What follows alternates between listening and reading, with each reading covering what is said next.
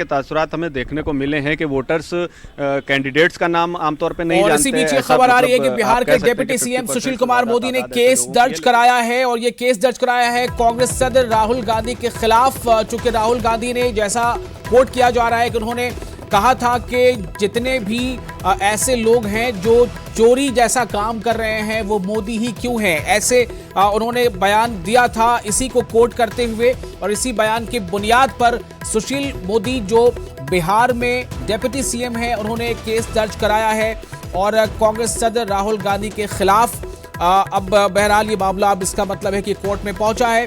13 अप्रैल को बेंगलुरु में मोदी नाम के लोगों को उन्होंने ये बात कही थी कि ऐसा क्यों है कि जितने भी जो डिफॉल्टर्स हैं या जो पैसे लेकर यहां से वहां कहीं चले गए हैं या जिन्होंने पैसे का गबन किया है, वो ज्यादातर मोदी ही क्यों हैं। ये राहुल गांधी के बारे में कहा जा रहा है कि उन्होंने ऐसा कहा था। इसी को बुनियाद बनाकर सुशील मोदी ने, उनका ये मत है कि शायद एक तरह से उन्होंने पूरी कम्युनिटी को, जो मोदी कम्युनिटी है, उनको लेकर इस तरह से बातें